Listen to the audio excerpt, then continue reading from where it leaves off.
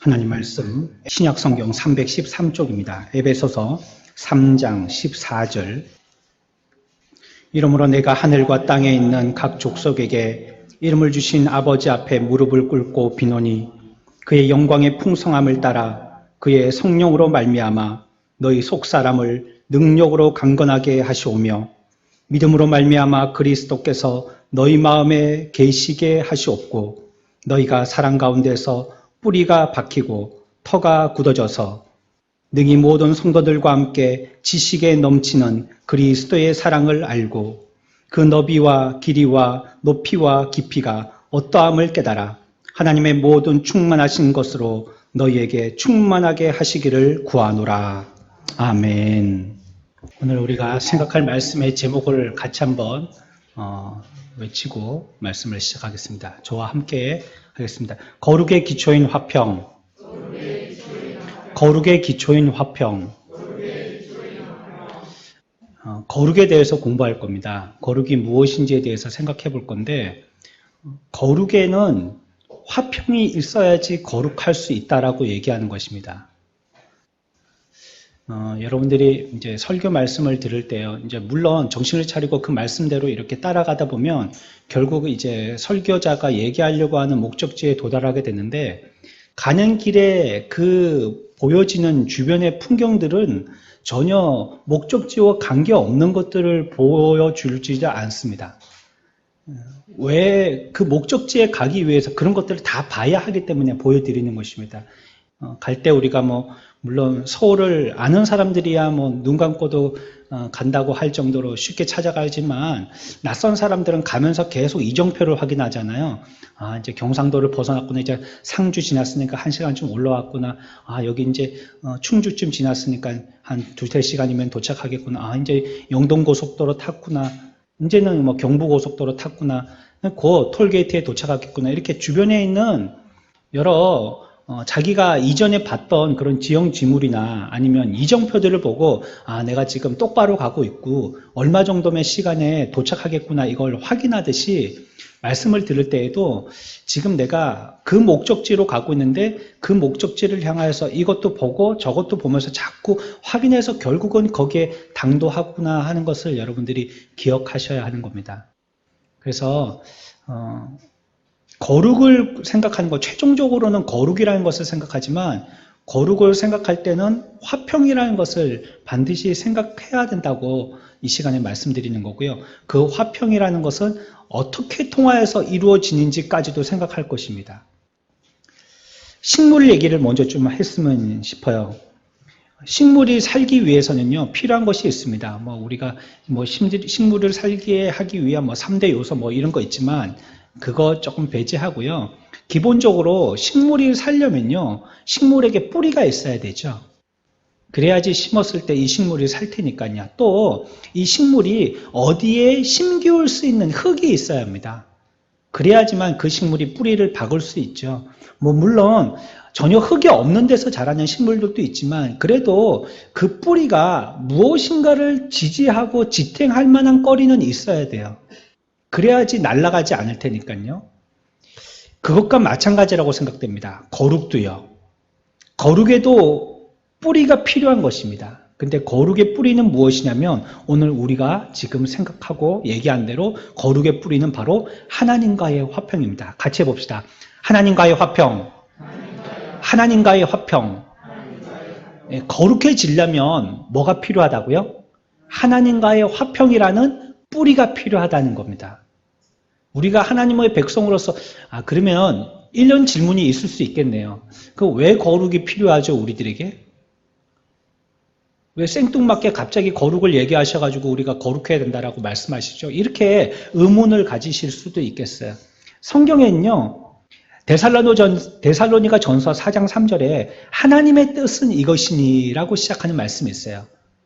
그게 하나님의 뜻이라고 얘기하시는 게 있어요. 그러니까 내 뜻은 이것이니까 내 뜻대로 너희들이 행하고 살아야 된다라고 말씀하세요. 그러면서 내 뜻은 이것이니 하고 일컬은 것 중에 하나가 무엇이냐면 너희의 무엇이라고요? 거룩함이다 라고 얘기하십니다. 그래 우리가 이 땅에서 왜 사느냐? 하나님의 뜻을 이루기 위해서 사는 것인데 하나님의 뜻은 그러면 과연 무엇이냐 할 때 데살로니가서에서는 우리들에게 얘기하기를 뭐라고요? 거룩이다라고 얘기하는 것입니다. 그래서 우리들에게는 거룩이 필요한 것입니다. 저와 여러분들 하나님의 거룩한 백성들 다 되어지시기를 축원합니다. 그러면 거룩한 자로서 살아야 되겠죠. 그러기 위해서는 하나님과의 화평이라는 뿌리가 있어야 되는 거예요. 그러니까 하나님과의 화평이 없으면 우리는 거룩해져요? 거룩해지지 못해요? 거룩해지지 못해요. 아무리 거룩한 척해도 하나님과 화평이 없으면요 거룩하지 않아요. 거룩한 채 할 줄은 모르지만요 거룩하지 않은 거예요. 그러면 아까 또 식물을 기를 때 뭐가 있어야 된다고 그래요? 뭐가 있어야 된다고요? 흙이 있어야 된다고 그랬죠? 그러면 거룩에도 흙이 필요해요. 거룩에 필요한 흙은요 하나님의 사랑이에요. 하나님의 사랑이라는 흙에 하나님과의 화평이라는 뿌리가 박혀 있는 것입니다. 그러니까 화평케 되어지는 것은 어떻게 되어지는 것이냐면 하나님의 사랑으로 화평케 되어지는 거예요. 내가 하나님하고 화평하게 되는 게 여러분들이 뭐 하나님 앞에 뭐 반성문 쓰고 하나님 앞에 뭐 이만큼 선물 갖다 주고 용서를 빌고 아니면 벌을 쓰고 그러면 하나님과 화평이 맺어지는 게 아니라는 거예요. 하나님과의 화평의 절대적인 주권은 하나님이 갖고 계세요.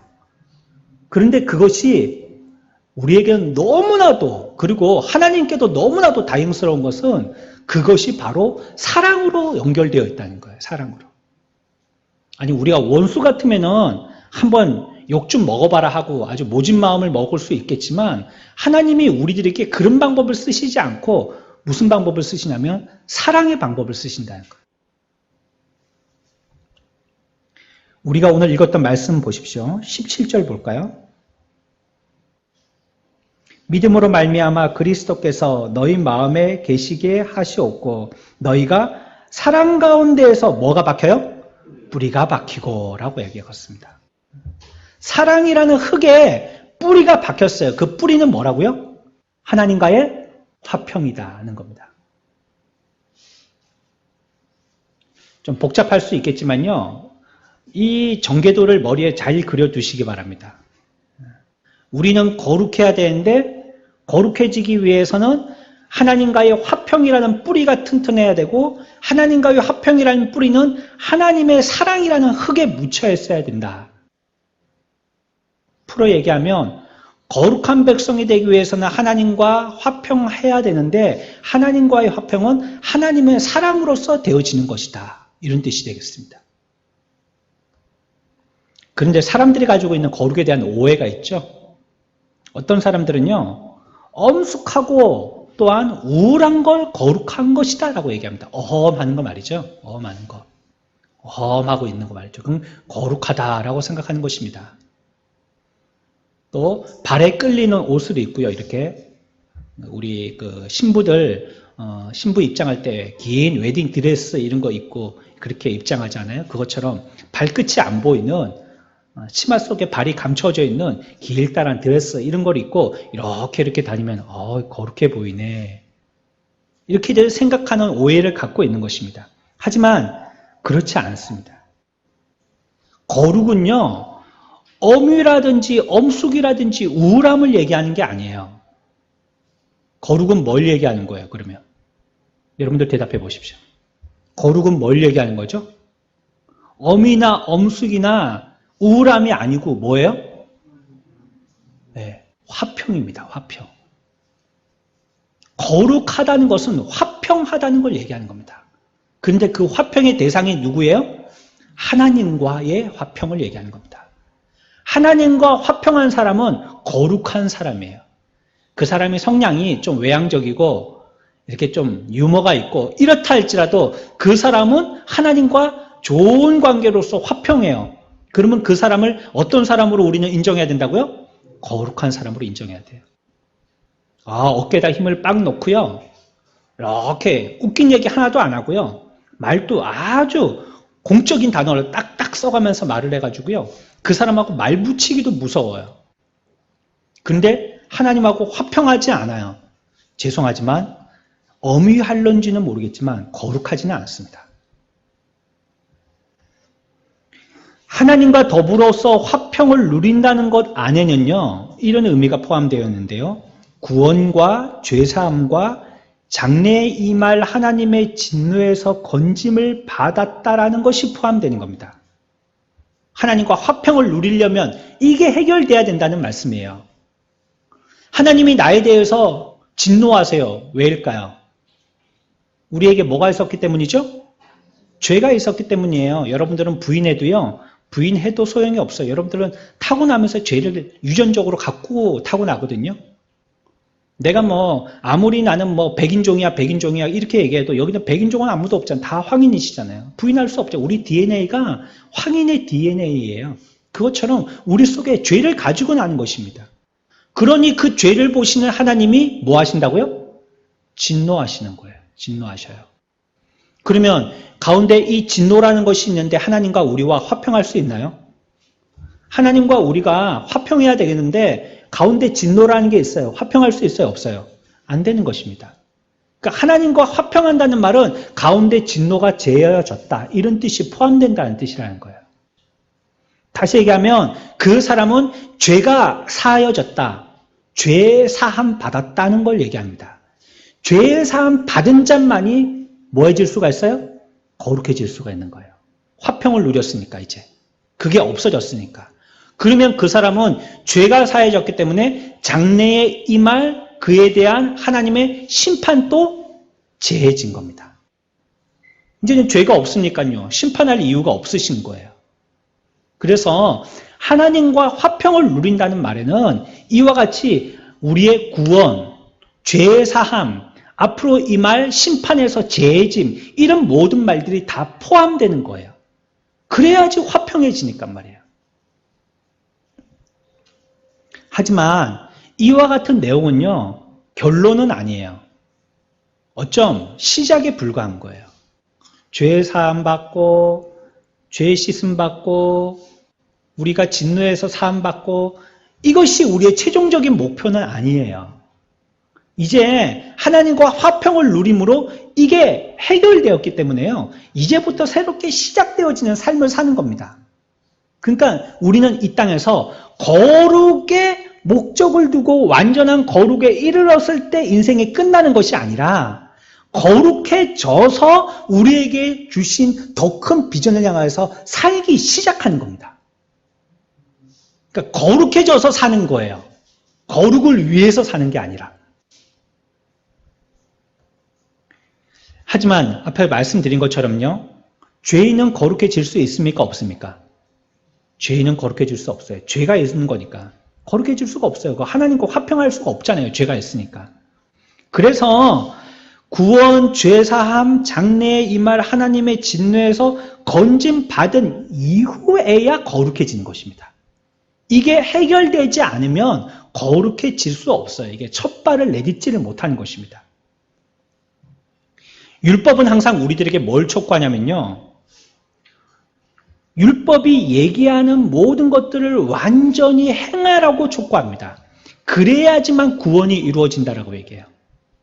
그래서 구약의 성도들은요. 율법의 말씀을 지키려고 무단히도 애를 썼습니다. 한 말씀도 그저 스쳐 지나가지 않고 그 한 말씀이 꼭 지켜내려고 애를 썼어요. 근데 그렇게 지켜나갈 수 있나요? 못하나요? 해요? 못해요? 못합니다. 마음으로 지은 것 벌써 죄 지었다고 성경은 얘기하고 있는데 우리가 마음으로 죄를 안 짓습니까? 내가 부식간에도 깨닫지 못하는 가운데도 죄를 짓는단 말이에요. 생각으로 죄를 갖다가 뻗뜩하고 짓잖아요. 벌써 죄 지은 거예요. 그러면 어떻게 해요? 그러면 율법을 완성시키지 못한 거죠? 그러면 율법은 우리들에게 뭐라고 고발하냐면 너는 여전히 죄를 짓고 있어. 너는 구원에 이르지 못해 라고 얘기하는 것입니다. 그래서 죄 용서받지 못한 사람들에 대해서는요. 율법은 고발하기를 너는 뭐 하지 못하다고 고발해요? 죄가 있으니까 거룩하지 못하다고 고발한다는 거예요. 율법은. 하나님의 법은 이미 우리들에게 주신 하나님의 법은 그 법 가운데는 우리의 죄를 지적하여서 너는 거룩하지 못해, 너는 거룩하지 못하라고 자꾸 고발한다는 겁니다. 우리가 살면서 느끼는 것들입니다. 나는 거룩하지 못해, 난 죄인이야, 맞아. 죄인 투성에 또 죄를 지었네. 내 마음에 이런 죄를 내가 정신을 차려야지. 머리 탁 때리면서 내가 왜 지금까지 그런 생각을 했지? 참 세상적이네, 인본적이네, 물질적이네, 믿음도 없네, 정신 나갔었구만. 가슴을 뜯으면서 하나님 앞에 회개할 때가 많죠. 이렇게 늦지막게 이제는 살 날이 얼마 남지 않았는데 이제서야 깨달아가지고 이제 철든다고 하네. 이렇게 스스로의 인생을 후회하기도 하지 않습니까? 그렇기 때문에 죄인의 그 사람의 인격을 말하기 전에요. 그 사람이 얼마나 거룩한 사람이 되어졌는가라는 인격을 말하기 전에 먼저 우리들은 그 사람이 거룩한 사람이 될 수 있는 상태가 되었는가를 먼저 생각해야 돼요. 상태가 해결되지 않으면요, 거기에 대한 인격은 우리가 기대할 수 없어요. 아니, 그 사람의 말이에요. 살아야지 먹을 수 있는 게 뭐 맛있는 거라도 사줄 거 아니에요. 일단 살아야지. 살려놓고 봐야 될 거 아니에요, 사람을.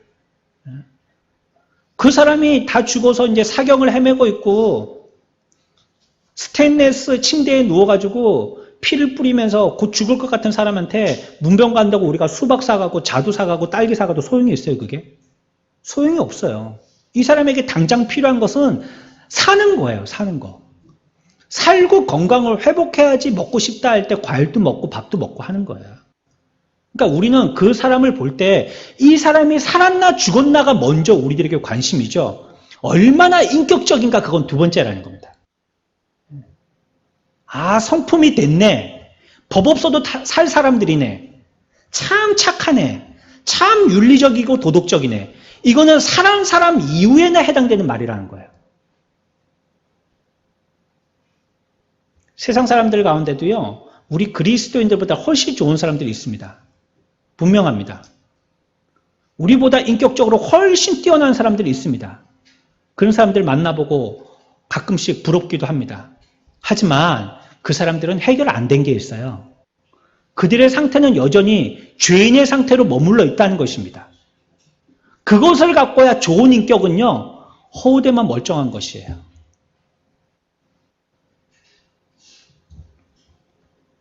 그 사람이 은혜 아래에 있는지 아니면 죄인으로서 죄 아래에 있는지 이걸 먼저 해결해야 된다는 것입니다. 도덕의 문제를 말하기 전에요, 법적인 문제를 먼저 다뤄야 된다는 거예요. 하나님 앞에서. 그 사람이 하나님 앞에서 법적으로 해결됐는지 말이에요. 그래서 복음은 항상 우리들에게 말합니다. 그 사람이 얼마나 복받은 사람이 되어졌고 얼마나 인격적인 사람이 되어졌는가를 얘기하기 전에 복음은 항상 그 사람의 죄에 대해서 얘기합니다. 그 사람의 상태가 중요하기 때문에 일단 살려놓고 봐야 되기 때문에 복음은 그래서요, 우리들에게 따끔한 매와 같이 우리들에게 여겨져요. 첫 번째 대화할 때는요. 때리는 것 같아요. 교회 가는데 왜 그렇게 부끄럽죠? 고개를 못 들겠고 목사님이 나에 대해서 뭔가를 얘기하시는데 내 속을 다 깨트려 보는 것처럼 말을 못 하겠어요? 아무리 숨기려고 하는데 집에 가서 생각해 보니까 내가 왜 그 말을 했지? 나는 예전에 이런 죄덩어리였어요. 고백한 게 너무나도 집에 와서 부끄러운데 내가 왜 그런 말을 했지? 그것 때문에 또 고민을 하는 거예요. 그럴 필요 없습니다. 저는 머리가 나빠서 금방 까먹습니다. 여러분들이 얘기하셔도요, 저는 금방 까먹기 때문에요. 그런 것 때문에 부담 갖지는 마세요. 여하튼 우리들에게 이와 같이 복음은요, 우리의 죄를 갖다가 따끔하게 지적하더라는 거예요. 그 상태가 중요하게, 그의 그 본질적인 문제, 그 죄 문제가 더 중요하기 때문이라는 거예요. 하나님과 나 사이의 이 관계 개선이요, 다른 모든 일보다도 먼저 우선돼야 되는 겁니다. 그러니까 내 상태가 어떻게 됐냐, 나는 지금 어떤 인격적인 사람이냐, 어떤 착한 사람이냐 보다도 나는 지금 하나님과의 관계에 화목을 이루었느냐, 이게 중요하다는 것입니다. 화목해졌느냐, 이 화목의 재료인 죄의 문제라든지 아니면 진노의 문제라든지 죄 사함의 문제라든지 이게 해결되어졌느냐, 이게 더 중요한 것이에요. 죄사함을 얻지 못한 사람 안에는요, 성령이 거하실 수 없습니다. 죄사함을 받지 못한 사람들 마음에는요, 끝없이 무엇인가를 갈망하게 되는데요. 그 갈망은 무엇 때문이냐면요, 죄를 해결해야 된다는 압박감 때문입니다. 그래서 끝없이 갈망하게 되는 겁니다. 돈 억만금 줘도요, 그 사람 만족하지 못합니다. 억만금을 갖고 있으면 더 억만금을 바라고요, 아니면 또 다른 데 눈을 돌리죠. 모든 거 해봤던 사람들이 우리나라는 대부분 정치를 하려고 하듯이 말이죠. 다 가지고 있는데 그것도 해보고 싶은 거예요.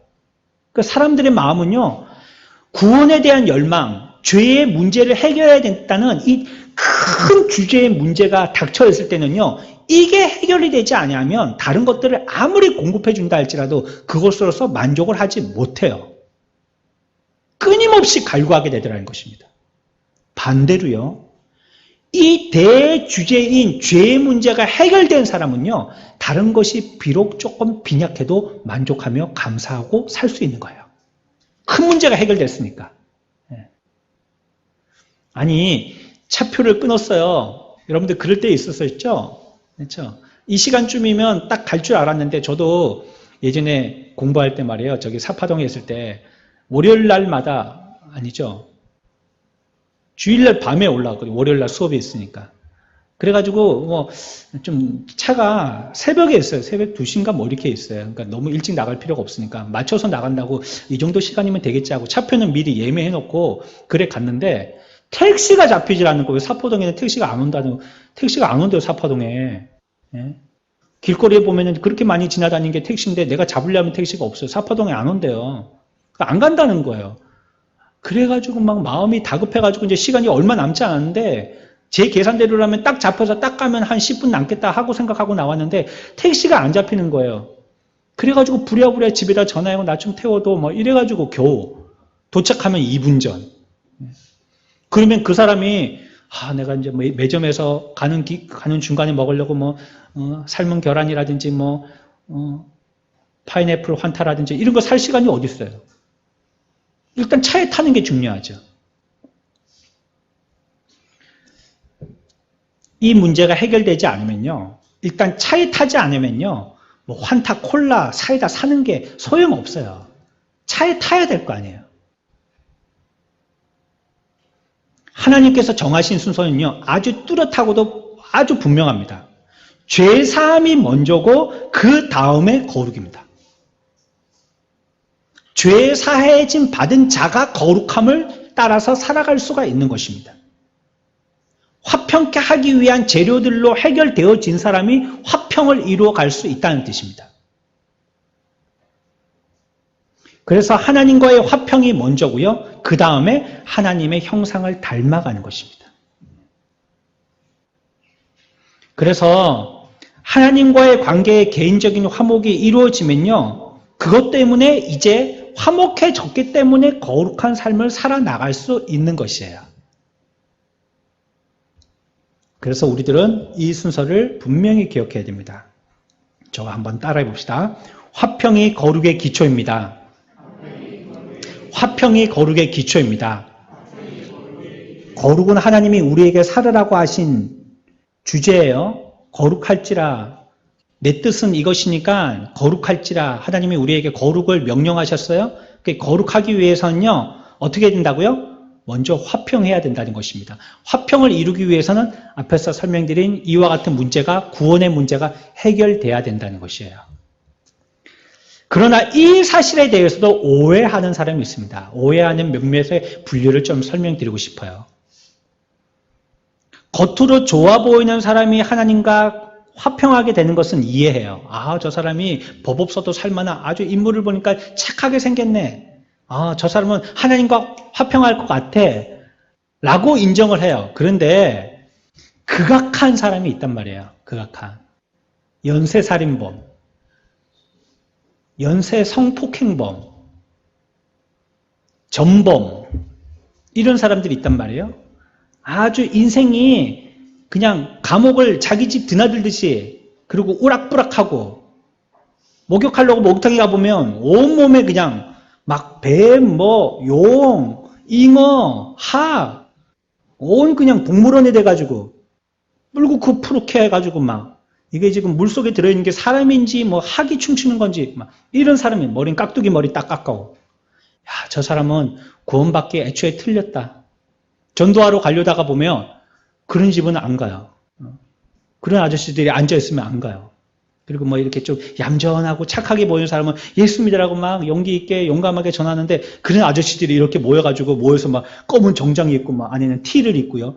담배 이렇게 물고 있으면 겁나서 안 가. 저런 사람 구원받아 되겠나 저런 사람은. 자기가 판단하고요. 저 사람은 좀 어째 돼야지 구원받아 되겠나 싶어갖고 전도를 안 한단 말이에요. 이게 우리의 오해예요. 그런 사람들이 즉각 하나님 앞에 화평을 누리게 되는 것에 대해서는 우리가 내심 반대합니다. 그리스도께서 세리 삭개의 집에 들어가셨을 때 바리새인들도 동일한 반응을 보였어요. 누가복음 19장 7절에 저가 죄인의 집에 유하로 들어갔다 하더라 라고 얘기합니다. 세리 삭개오를 뭐라고 규정지었어요? 죄인이다라고 규정지은 거예요. 아니 하나님의 아들 거룩한 사람이라는 사람이 죄인의 집에 들어갔어? 그리스도를 조롱한 거죠. 오늘날 바리새인 같은 사람들도 동일한 조롱을 합니다. 창녀였던 막달라 마리아는 구원받지 말아야 된다고 생각하는 거예요. 교회를 핍박했던 사울 같은 사람은 구원받지 말아야 된다고 생각하고요. 남편을 다섯둔 수가성의 여인 같은 사람은 구원받지 말아야 된다는 것이 당연하다고 생각하고요. 잔인하기로 유명한 빌립보 간수들 같은 사람은 방탕하고 폐역한 사람이기 때문에 저런 사람은 구원받지 않아도 된다고 생각하는 것입니다. 하지만 이들은요, 나중에 하나님과 더불어서 풍성한 화평을 이루었습니다. 복음의 가장 큰 능력은 무엇입니까? 죄인 중에 괴수라 같은 사람, 괴수라고 하는 이 같은 사람들이 복음을 통하여서 풍성해지고 그들이 화평을 누리고 치유되고 정결케 되는 것입니다. 그것이 복음의 가장 큰 능력입니다. 인간의 보기에는 저들은 극악한 죄인이기 때문에 구원받아서는 안 되고 구원 안 받는 것이 정정당당한 거라고 생각하지만 복음의 능력은요, 그런 자들이 구원받는 것이 복음의 능력이라는 거예요. 어떤 사람들은요, 또 하나님과 화평을 누리는데 즉각 화평을 누리는 거에 대해서 못내 안타까워하는 사람들이 있어요. 갑작스럽게 구원이 이루어진다는 것이요, 이해 안 되고요, 이해 안 하려고 한다는 거예요. 화평을 얻기까지는 어느 정도 시간이 필요하지 저렇게 갑자기나 이렇게 생각한다는 겁니다. 아니 이제 교회 온 지 얼마 됐다고 하나님을 배웠다고 얘기해. 어떤 사람이 그러는 거예요. 그 사람은 평생을 예수 믿은 사람이거든요. 그런데 하나님과 화평을 누리지 못해서 늘 불안하고 늘 마음에 하나님이 나와 함께 하시냐 갈등하고 있었어요. 근데 어떤 사람은 새 가족이에요. 온 지 2, 3주뿐이 안 됐어요. 근데 하나님을 만났다고 찬양을 하면서 하나님과 자기는 화평을 누린다라고 얘기하는 것이에요.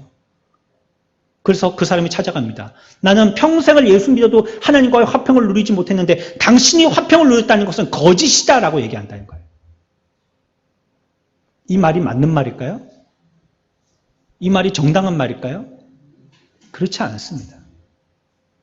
즉각적으로 하나님은 화평을 주시는 거예요. 죄의 해결은요, 시간의 연장을 통해서 이루어지는 것이 아니에요. 그 자리에서 평생을 믿지 않았던 사람이라 할지라도 십자가에 달려있는 죽기 직전에 5분 안쪽에 하나님 앞에 내가 그 나라 갈 때 내 영혼을 함께 그곳에 있게 하여 주십시오.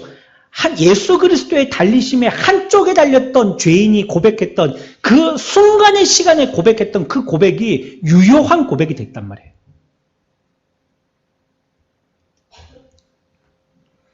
분명히 알 것은요, 참된 평강도요, 얼마든지 즉각적으로 확신 있게 있을 수 있다는 것입니다.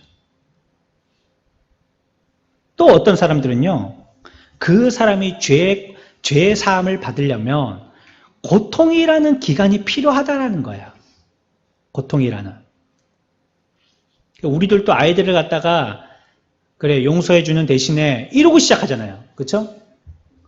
용서해 줄게 이렇게 하고 끝내는 게 아니고 그렇게 하면 뭐가 조금 야 얘가 진짜 반성을 하겠나 싶은 거죠. 그 마음이 불안한 거예요. 그래서 용서해 주는 대신에 요번 주에 용돈 없다. 용서해 주는데 용돈 없다.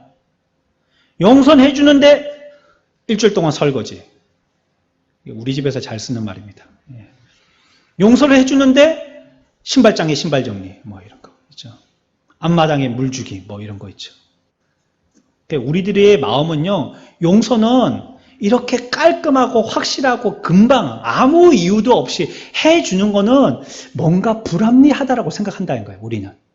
그러니까 용서해 줄 때는 뭔가 근거를 남겨야 된다고 생각하는 겁니다. 그래서 용서받는 저 사람은요. 반드시 용서받으려면 고통을 좀 당해 주셔야지만 된다고 생각하는 거예요.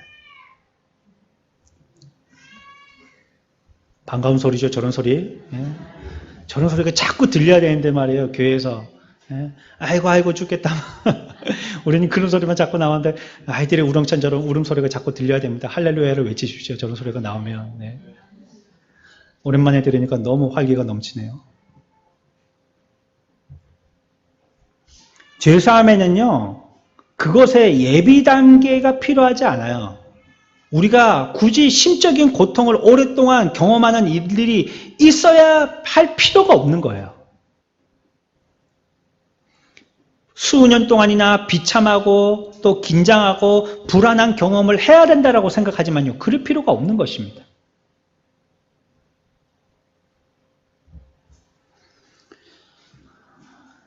그런 마음을 갖고 있는 사람들은 그런 기간 동안에 하나님의 사랑이 그들에게는 멈추었으면 하는 이런 좀 배알 틀린 마음들이 있는 것입니다. 근데 하나님은요, 우리 같지 않아요. 저 여러분 같지 않단 말이에요. 그렇게 이유되고 핑계대고 자꾸 구원을 늦추고 그렇게 하지 않으신단 말이에요. 그런데 이런 모든 입장이 바리새인과 서기관들이 취했던 입장과 동일합니다. 앞에 뭐라고 생각했어요? 직시하면 안 될걸? 아니 저렇게 나쁜 놈도 구원받아? 구원받으려면 그러면 이 정도 벌은 받아주셔야지. 그래야지 예의지. 이 바리새인과 서기관들이 가지고 있는 마음이라는 것입니다. 주님은요. 윤리적으로 존경할 만한 가치가 없는 사람들과요. 은혜 교제를 나누셨어요.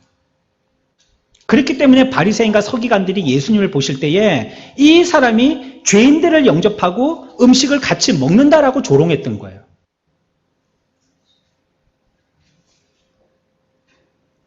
믿음으로 즉각 의롭다함을 얻는 것입니다. 그렇다고 우리가 세워나가는 윤리가 위험스럽게 되지 않아요. 사도들은 복음을 공정하게 다루었고요. 복음이 절대적으로 값없이 주어지는 선물이라는 것을 담대하게 전했습니다. 사도들은 복음을 전할 때 너무 빨리 믿을까 봐 염려하지 않았습니다. 복음으로부터 너무 즉각적인 위안을 얻을까 봐 염려하지도 않았습니다. 사도들은 설교할 때요. 목표 삼은 것이 있어요. 사람들을 설득해서 영접하여서 그들을 준비시키려고 한 것이 아닙니다. 즉각적으로 그리스도를 통하여서 영접하기를 바랬던 것입니다. 복음 설교를 들으면서 점차적으로 그들의 삶이 개선되어져 나가기를 원한 것이 아니라는 것이에요. 그들의 삶의 개선이라는 긴 여행을 통하여서 그리스도를 따르게 하는 것이 그들의 목표가 아니었다는 것입니다. 복음이 선포되어질 때 즉각적으로 어떤 사람이라도 어떤 값을 치르지 아니하더라도 구원받기를 바랐던 것이에요. 그게 복음이고요. 그것이 사도들이 전했던 복음입니다.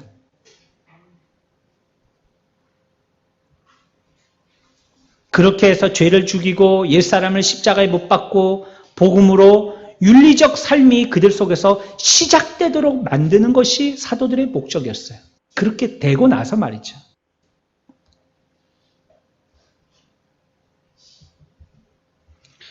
선행이 그리스도에게 나가게 하는 길이 아니라는 이 말이요. 윤리를 멸시하는 말이 아닙니다. 그거 다 필요 없다는 말을 하는 게 아니에요. 성례, 경건, 회개, 기도 그리스도께 나갈 수 있는 자격을 부여하는 것이 이거는 아무것도 아니라고 그 기도, 성례, 회개, 경건 이건 다 없어도 되라고 부정하는 말이 아니라는 말입니다.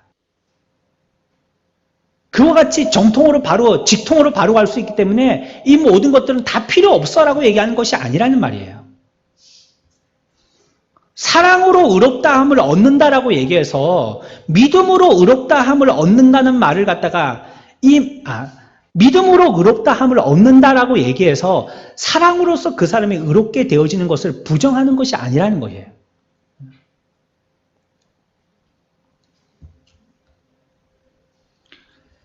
죄인에게 복음은요, 어떻게 보면 마음 놓고 맡길 수 없는 것이죠. 왜냐하면 죄인들은 그것을 오용하고 악용하고 죄인의 하수로서 사용하게 되기 때문입니다. 그러나 우리가 잘 생각해 보면요, 죄인에게 즉각적인 죄사함을 맡길 수 없다면요, 오랜 시간을 두고 죄사함을 얻기를 맡긴다면 그거는 과연 안심하겠냐는 말이에요.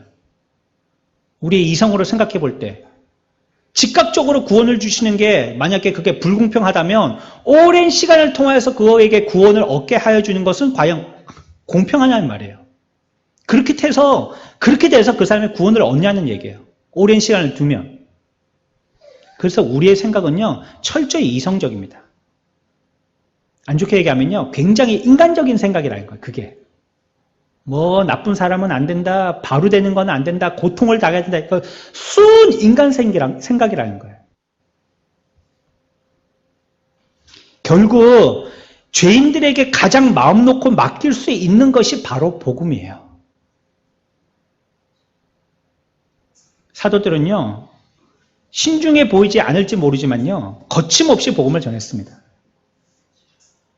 복음에 대한 확신이 있었기 때문입니다. 복음이 구원에 이르게 하는 하나님의 능력이라고 믿었기 때문이에요. 거룩에 이르게 하는 능력임을 믿었기 때문에요. 복음을 설교한 것입니다.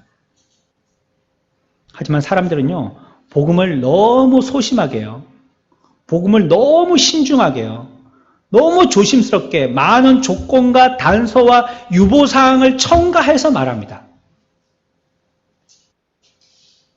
여러분들이 예수 잘 믿으려면 집 팔고 논 팔고 땅 팔아서 헌금하십시오. 그래야지 구원받을 수 있습니다. 단서조항을 자꾸 붙이더라는 거예요. 여러분들이 죄사함 받고 구원을 얻으려면, 자식들 잘 되려면 헌신하십시오. 며칠 동안 1,000번째 헌금하십시오. 이 자꾸 단서를 붙이더라는 거예요. 이 복음 아닙니다. 복음은 그런 거 없어요. 값없이 받는 게 복음이라고 그랬어요. 언제 돈 내라고 그랬어요? 언제 헌신하라고 그랬어요? 언제 봉사하라고 했어요? 언제 그만큼 와서 교회에서 땀을 흘리고 땀의 방울이 이만큼에 합해지면 내 뜻이 이루어져? 이런 거 어디 있어요, 이런 게? 이게 전부 다 이방 종교에서 온 겁니다. 아니면 여러분들이 안 그렇겠나 싶은 자기의 마음에 지레 짐작으로 한 겁니다. 복음은 그런 게 아닙니다.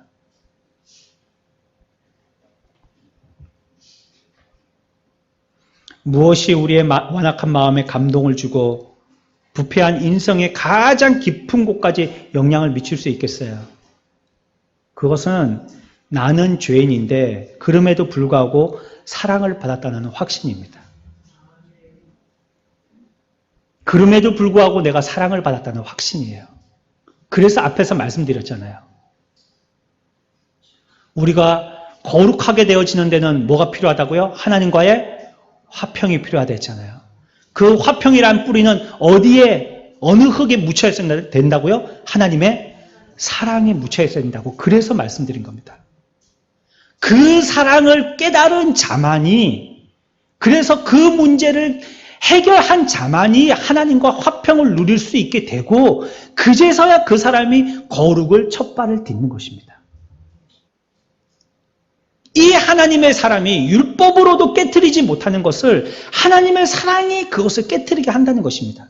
그래서 복음서에서는요, 아주 중요한 비유 한 가지를 우리들에게 얘기하고 있습니다. 포도밭에 포도원 주인이요, 농부에게 포도원을 맡기고요, 열매를 거두기 위해서요, 자기의 하인들을 수차례 보내게 되어집니다.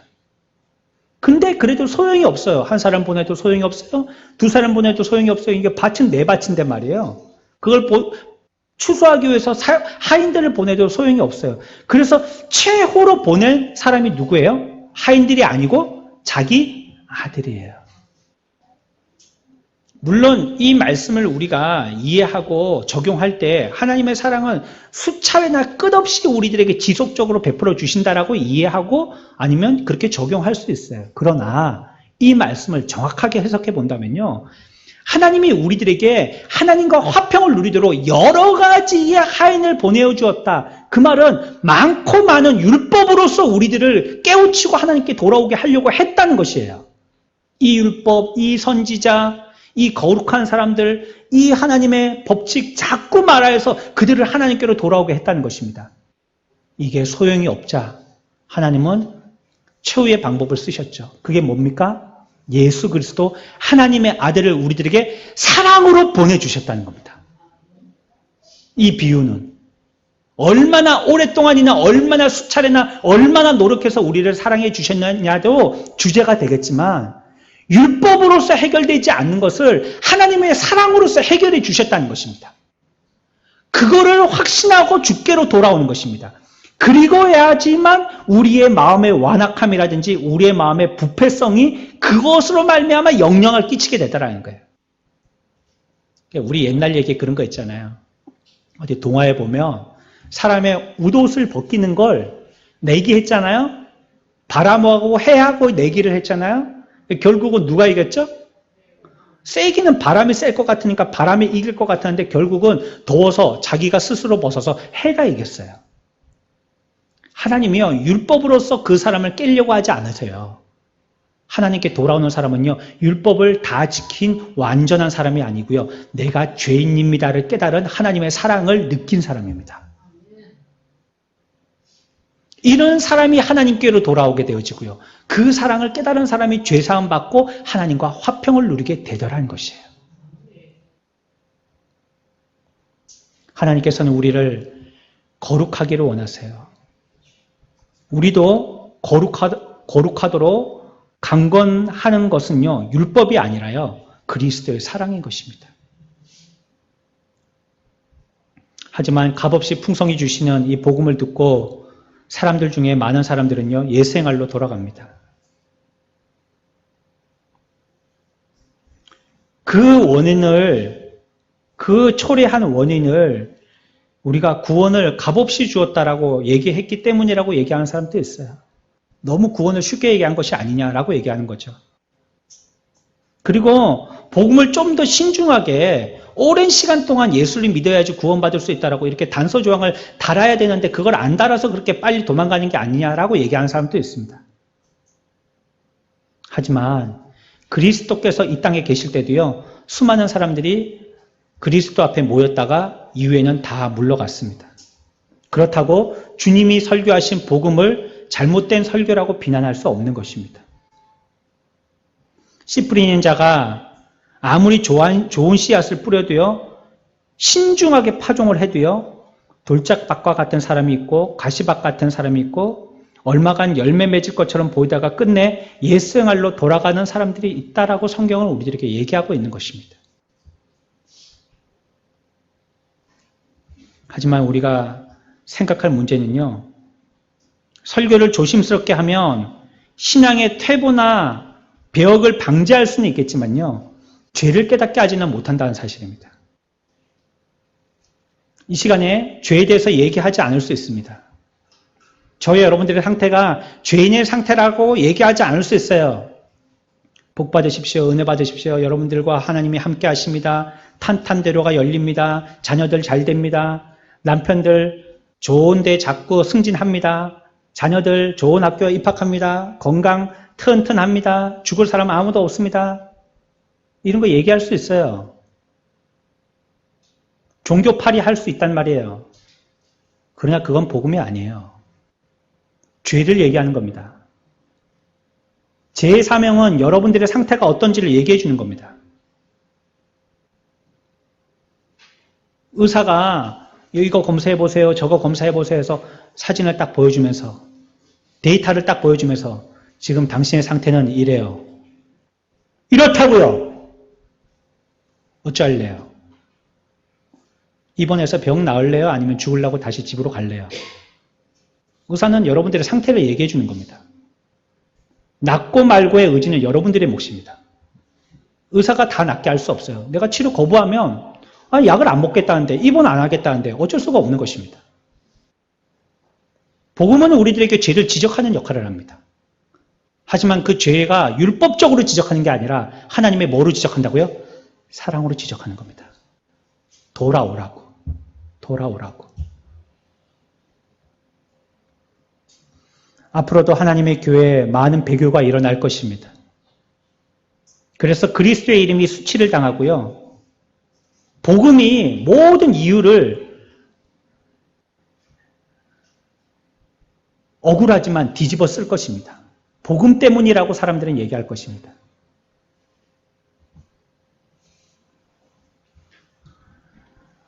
이런 일들은 계속될 것이고요. 지금 우리 가운데도 있고 있습니다. 우리들은 마음의 상처를 경험하고 있습니다.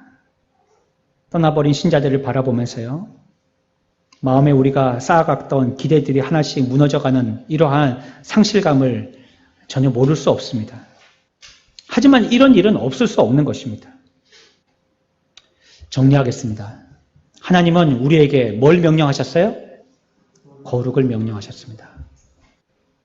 우리 같이 해봅시다. 내가 거룩하니